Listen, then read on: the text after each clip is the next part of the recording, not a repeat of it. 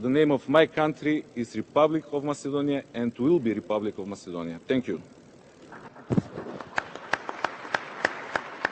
Сепак нема да биде Република Македонија. Поранешниот шеф на државата се одважи и преку писмено соопштение објави дека ќе гласа на референдумот за промена на името и на уставот и признавајќи дека договорот ќе предизвика штетни последици, сепак ќе гласа за. Избегна да одговори дали тој би го потпишал преспанскиот договор ако бил на местото на Заев, бидејќи тој одговор бил апсолутно небитен. Подписот е ставен и после тој чин враќање назад нема и дека ниту во иднина оваа или некоја друга грчка влада ќе се откаже од стекнатите позиции со овој договор, ниту меѓународната заедница, барем оној дел кон чие друштво се стремиме, ќе има разбирање за таквата наша несериозност и неспроведување на преземените обврски. Црвенковски тврди дека за овие 27 години независност македонците покажале дека немаат сопствен капацитет да спроведат квалитетни реформи во општеството без сериозен притисок и мониторинг од надвор.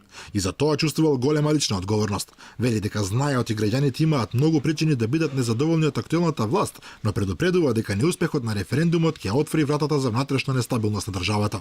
Добрите меѓуетнички односи се клуч за стабилноста и предуслов за се друго во Република Македонија. Евентуалната подолготрајна наша безперспективност на планот на евроатлантските интеграции, наспроти успесите на овој план кои ги прават и ке ги прават нашите соседи, порано или подоцна ќе представува потенцијален ризик за нашата внатрешна стабилност.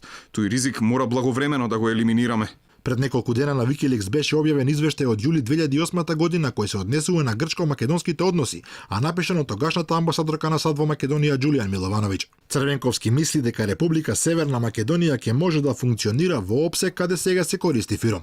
Тој вели дека обемот го смета за најпроблематичен елемент. Последниот предлог на Немец да се бара билатерална меѓународна употреба е премногу. Иста така премногу е било која формула која бара Македонија да се вика поинаку од Република Македонија, например на пасушите или продуктите. Една работа е да се дискутира како другите ќе нарекуваат Македонија и под кои услови, но сосема друга работа е да разговараат за услови за диктирање на Македонија да се вика поинаку од уставното име, рекол тогаш Црвенковски според извештајот подпишан од амбасадорката Миловановиќ.